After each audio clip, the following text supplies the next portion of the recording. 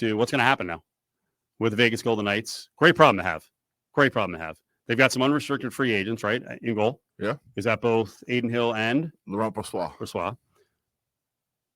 They've got Robin Lehner, which you can tell us in a couple minutes what the status of Bobby Lehner is. And then Logan Thompson, who's been brought up through the organization and was supposed to be the guy. He was the guy, and then he got hurt. Here's Willie yesterday as I threw it out to him. I was like, well, Logan Thompson is the guy. I mean, he was playing well. He's young. He doesn't make any money. I mean, he's going to be in the mix. He'll be here for sure. Logan Thompson will not be with the Golden Knights next year. Really? LT's going to go? He's going to go. Get out of here. Here's why.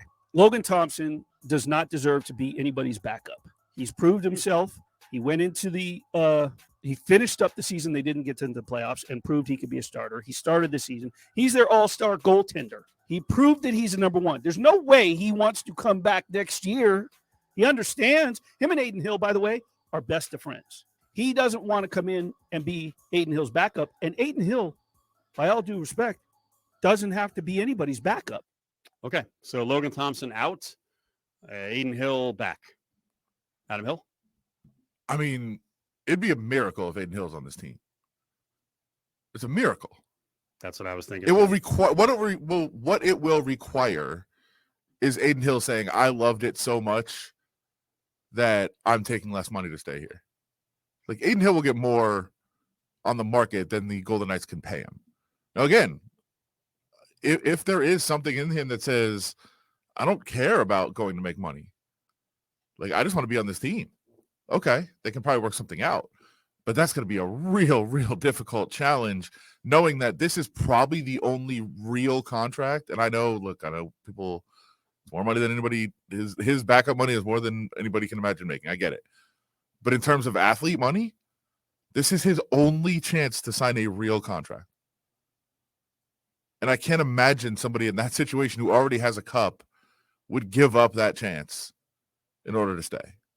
Now you can start making the case of, maybe better here than Canada because of tax situation. Okay. Like maybe there are some ways that they could work on this, but it'd be pretty stunning to me if he's able to come back. Not able to. I mean, sorry. If the Knights are able to work it out where he can come back. He's proved that. So he doesn't want to come back to the Golden Knights to a team and be LT's backup. Okay. They both want to be number ones. Now here's the thing.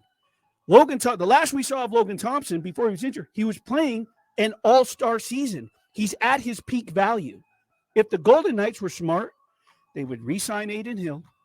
They would re-sign Laurent Brossoit. From my understanding, Robin Lehner, by the way, he wants to play next year, despite all these surgeries he's had. So that's a whole other issue. You get your value for what you can get from Logan Thompson to get him off the books. Okay, so he says off the books. Logan Thompson, you trade him. You sign both Brossoit and Adin Hill. What do we think the market is for Adin Hill? I was having this conversation the other day. I was kind of high, maybe. I thought it'd be like 3 years, $7 million a year. I was told probably more like 3 or 4 and 6, but it's probably going to be north of 5. Mm-hmm. I would imagine. And back in the day, was it Fleury 7, Lehner 5? Yeah, and that was the whole complaint. Like you can't carry a roster with 12 million in goalies. Yeah. So what Willie is suggesting is that since you have Logan Thompson under contract, he has some good trade value, and then you would spend what, like $8.5, $9 million on Hill and Brossoit? Well, Brossoit's already under contract for not very much. I think like 2. Oh, I thought he was unrestricted. Sorry. Look, yeah, you're right. His contract just ran out. Okay. So Logan Thompson's under contract for a pretty affordable number. I mean, I think it's like 1.5. Okay. I mean, why would you not want him to be the starter at 1.5? That's a big difference. And Brossoit, by the way, is not going to. I think Brossoit's going to have a decent market. I'm not saying $6 million a year, but they saw the way he played. He was going to be the playoff goalie. Now I don't know if he was going to win the cup. He was the playoff goalie. He was the starter for the playoffs. Yeah. And Adin Hill was healthy and was the backup. Just so people are aware. Yeah. That's where they were. And we've seen many times people have these big runs and then not be able to replicate that. But he should have earned a big contract, and I think he did. And who would manage the emotions of the now better than almost anyone in the NHL? Who believes in what he believes in? George McPhee? Yep. Yes. So when Look, people come to George and they're like, I mean, Adin Hill, come on, he just won a cup. You know what kind of blowback you're going to get if you just let him walk? Okay. So he was already talking at the parade about like, we got next year. Our scouts are here. We're ready to go. They came in to enjoy it. Like I'm pumping my fist because I love what we're going to see here, the situation and the blowback. I mean, I guess management will escape some serious blowback if Adin Hill does sign a 4-year deal for $24 million. But I don't think a lot of people are going to like grasp the whole financial situation with all the guys, and they're going to be pissed off. Yeah, I mean, look, he's earned a legendary status in Vegas, not only for what he did in the Cup run, but also wearing a Larry Johnson jersey at the parade. He's gone 3 weeks later, and then he's gone 3 weeks later. Look, to me, though, folks, we've been through this before. To me, though, I mean, the name Lehner is the most interesting name that's on this roster. Completely fascinating. $5 million a year that he's still due. He's obviously bankrupt and needs the money. One more? I think 2 more. No. I have to go back and look at the contract. He's definitely a $5 million contract. It's either a year or 2 more left on it. But the thing about it is it's all dependent on if he's healthy.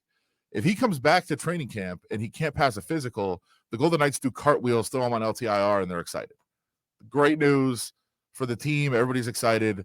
Go make your money. Go sit out. We're good. If he passes a physical, what then? Because I don't think he would take a buyout for less because he needs the money. Like, that's just the reality of the situation. And I don't know that he would get a contract if he went elsewhere. I mean, a major contract, he could probably league minimum somewhere. So he needs that money, so he'd probably want to stay around. The Golden Knights would hope and pray that he just doesn't want to play anymore and retires. Now, I have heard the plan would be to just send him down to the minors, where you'd have to pay like a portion of his salary would count against the cap, and then just make him miserable enough to quit. And in that case, maybe not even send him to Henderson. Maybe you send him down to the ECHL and say, you're too comfortable in Henderson. You can live at home. Go somewhere else. Just try to get him to retire. I mean, that's going to be the most fascinating goalie story of this offseason. Wow. That could actually happen. Sure. I mean, if he's healthy, if he passes a physical, then it's kind of chaos for this team. Any word? I mean, Kelly McCrimmon said the other day, like, I haven't really got an update on it. So I don't know. So, I mean, that would indicate he's probably not